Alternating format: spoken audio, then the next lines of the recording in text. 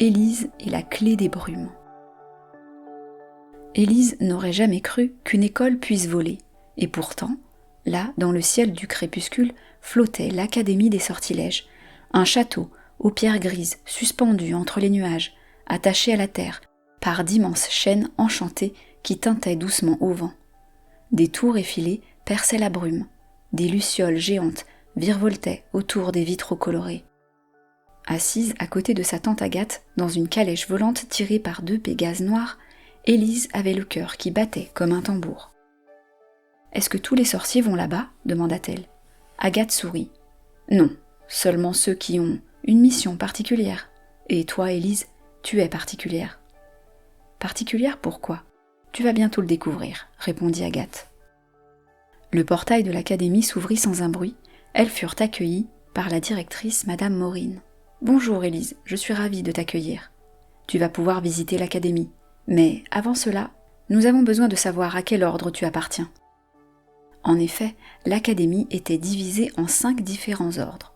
L'ordre des Lumières, l'ordre du Souffle, l'ordre des Flammes, celui des Abysses et celui des Racines.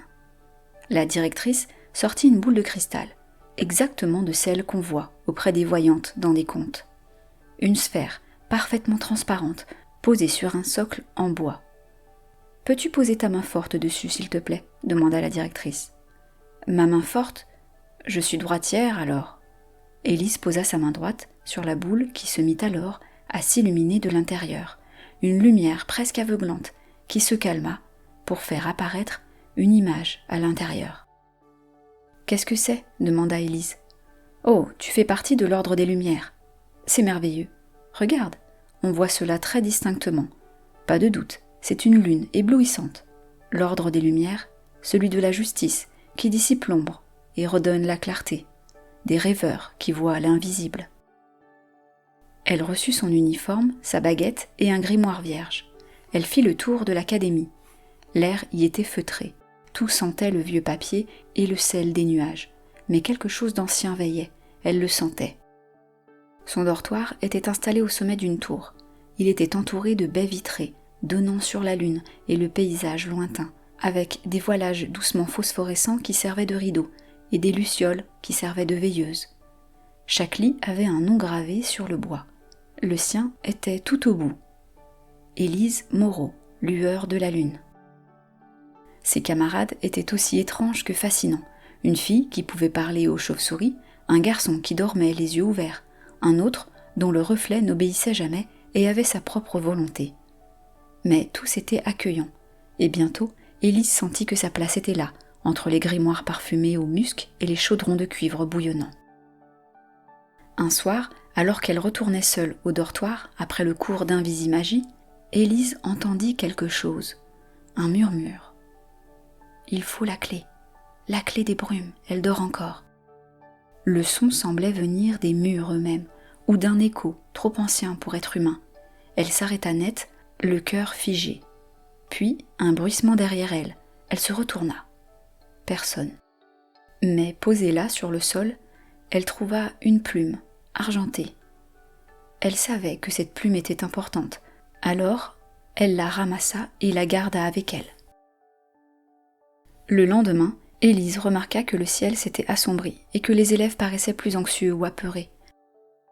Elle fouilla la bibliothèque de l'ordre des Lumières et tomba sur un livre très ancien, Clé oubliée et porte silencieuse. « Je l'ai déjà lu » dit une voix derrière Élise.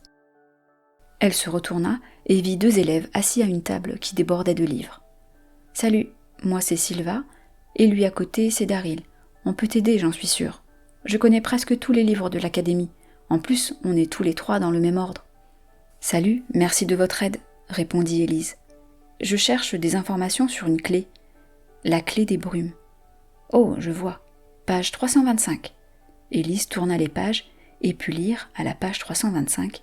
« La clé des brumes ouvre ce qui n'existe plus, mais espère revenir.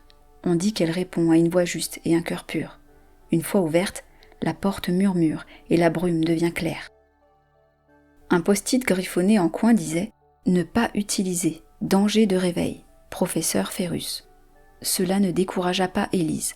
Au contraire, elle savait que quelque chose dormait à l'académie et que ce quelque chose voulait être trouvé. Un soir, au moment de se mettre au lit, elle vit la plume d'argent posée sur sa table de chevet devenir plus lumineuse et se mettre à flotter. Elle se souleva de quelques centimètres et resta là, suspendue en l'air. Élise ne comprenait pas, assise sur son lit, fixant la plume des yeux.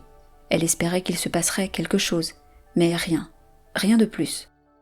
Alors Élise eut une idée. « On croirait que tu es en train de m'attendre », dit-elle doucement à la plume. Elle se leva alors de son lit, et brusquement, la plume s'éleva davantage, comme pour montrer à Élise qu'elle avait raison. Guidée par la plume d'argent, elle descendit de la tour jusque dans les sous-sols interdits. Elle y découvrit une porte de pierre sans poignée, entourée de symboles brumeux. Elle récita à voix basse les mots appris en classe de magie ancienne. « Apparet ansa, quaveviam, meam aperiet » La pierre vibra et une poignée apparut. Élise la saisit et ouvrit la porte.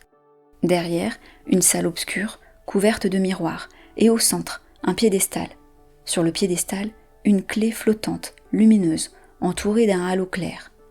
À peine la toucha-t-elle qu'une voix hurla, un cri strident, comme un cri de douleur immense, qui emplit toute la pièce. Élise se boucha les oreilles. « Ne réveille pas ce qui n'a pas de nom !» Trop tard, le miroir face à elle devint noir, et une forme s'en détacha, une ombre d'un noir plus profond qu'on ne pourrait le décrire. Elle recouvrait presque tout le miroir. La créature se nourrissait des peurs des élèves. Depuis que la clé avait été éveillée, des cauchemars avaient envahi l'école. Les enfants se réveillaient en hurlant. Certains refusaient de dormir. Le ciel au-dessus de l'académie était devenu violet sombre, chargé de nuées. Agathe retrouva Élise, la mine sombre. « Tu as trouvé la clé des brumes, tu as réveillé le gardien des peines. »« Comment le refermer ?» demanda Élise. « Il faut lui donner ce qui le calme. Si on lui offre une vérité, un mensonge caché, quelque chose qui doit être dévoilé. » « Quelle vérité ?» Agathe posa sa main sur l'épaule de sa nièce. « Celle que tu caches, même à toi. » Élise retourna seule dans la salle des miroirs, tenant la clé dans une main, un souvenir dans l'autre. Une photo d'elle et de son père, avant que celui-ci ne disparaisse. Elle se posa devant le miroir noir et parla au gardien. « Tu te nourris de ce que je fuis, alors écoute. » Et elle raconta tout, sa peur d'être différente, sa colère d'avoir été abandonnée, son chagrin de ne pas comprendre, et la culpabilité qu'elle n'avait jamais dévoilée. Elle avait toujours pensé que son père était parti à cause d'elle, à cause de sa différence. À chaque mot, la brume se dissipait. Le gardien, immense, cessa de grogner. Il s'adoucissa. « Tu m'as nommé, dit-il, et ce que l'on nomme ne fait plus peur. » Son ombre se courba, puis s'évapora. Depuis ce jour, le ciel au-dessus de l'académie redevint bleu. Élise fut appelée devant le grand conseil. On lui remit une broche en forme d'étoile. « Tu as prouvé que le vrai pouvoir ne réside pas dans la force, mais dans la clarté du cœur, » déclara la directrice, Madame Maureen. Agathe sourit et enlaça sa nièce. Élise, droite comme un chêne, regarda les tours argentées, les oiseaux qui chantaient à nouveau, et les élèves qui riaient. Elle avait adoré se sentir si forte et courageuse. Elle avait hâte d'apprendre.